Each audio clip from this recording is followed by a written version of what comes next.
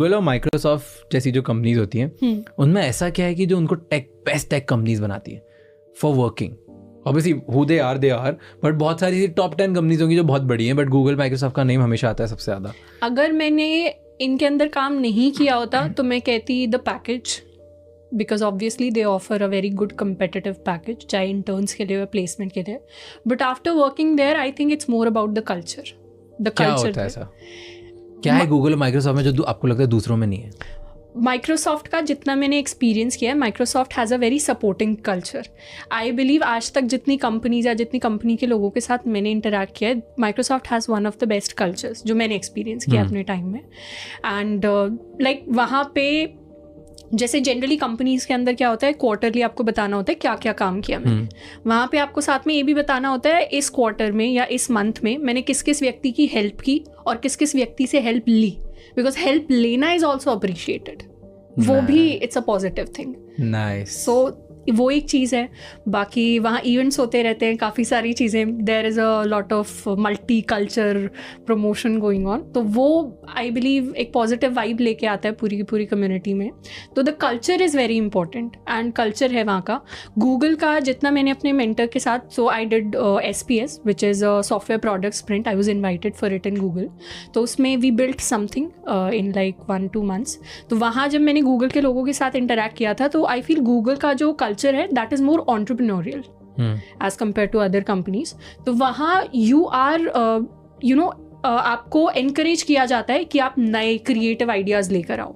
In fact जब उस time पे मेरे मेंटर थे तो ही टोल्ड अस कि गूगल के अंदर आप कुछ ऐसी टीम्स भी होती हैं जिनमें आपको बोल दिया जाता है build anything, build a product for the next 6 months, आप अपना कुछ करो.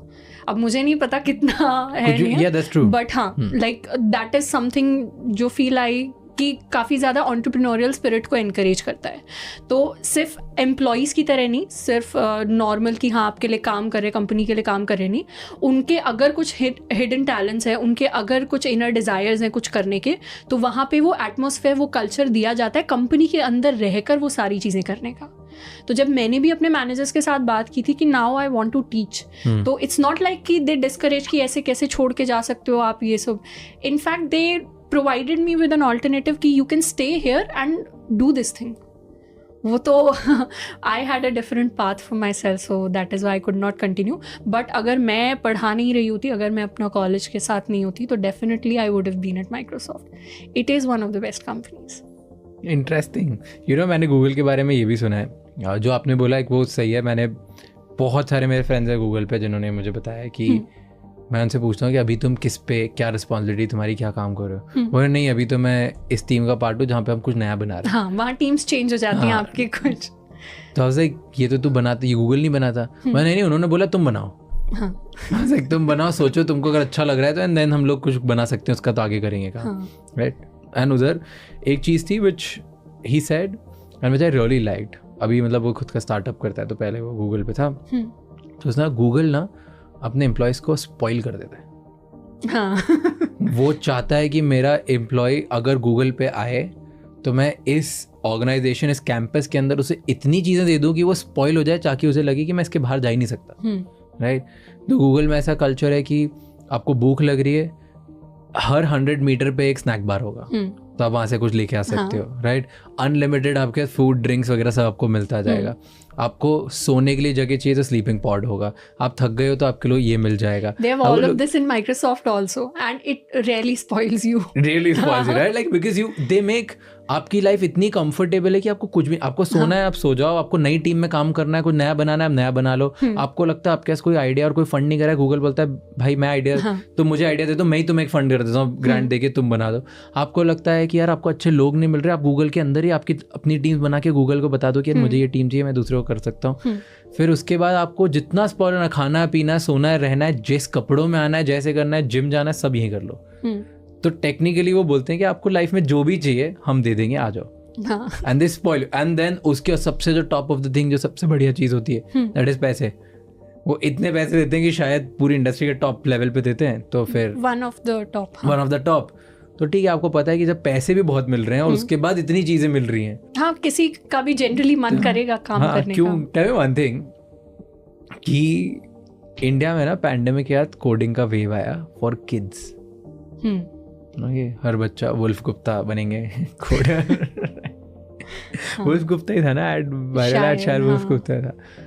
तो बच्चा निकलता है, कोडर बन जाता है और वो मल्टी मिलियनर जॉब लग जाती है उसकी। डू यू फील कि कोडिंग बच्चों को कराना इज राइट?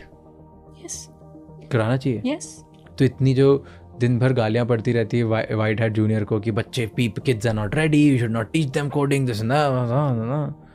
बच्चे को कोडिंग कराना is right because coding at the end is a skill. आप किसी को बोलोगे इंग्लिश सिखाना या फ्रेंच सिखाना is right, it is right.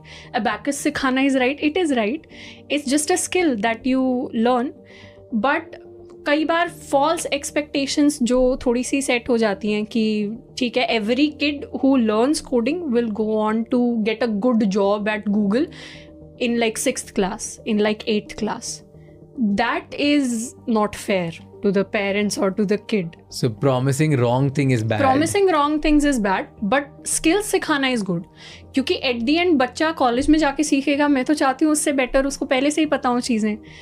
अब कोडिंग के अंदर ये है कि एक लेवल ऑफ कोडिंग सीखने के लिए आपको पहले एक लेवल ऑफ थोड़ा सा मैथ्स भी आना चाहिए, थोड़ा सा लॉजिकल रीजनिंग भी आपकी स्ट्रांग होनी चाहिए, क्योंकि कोडिंग के अंदर कई सेक्टर्स में, कई डोमेन्स में वो रिक्वायर्ड होता है।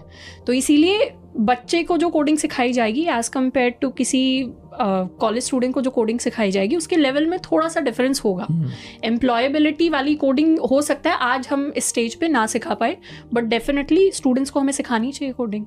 कौन सी एज से स्टार्ट करना चाहिए coding? For me I think 4th 5th से if you can start basic, क्योंकि कोडिंग के अंदर भी कई सारी ऐसी लैंग्वेजेस हैं विच आर वेरी ईजी। और काफ़ी स्कूल्स होते हैं जो 5th 6th के अंदर से आपको HTML सिखाना स्टार्ट कर सकते हैं। तो HTML is also a coding language, not necessarily a programming language, but basic coding आप वहाँ से सीखना स्टार्ट कर देते हो।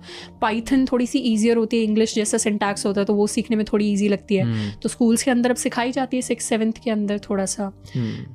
तो आई फील हाँ उस एज से हाँ करा देना चाहिए। Thank you so much for watching this episode till the end. For more such clips, please subscribe to Raj Shamani Clips channel, because here we get India's top leaders to help you become a better leader for tomorrow.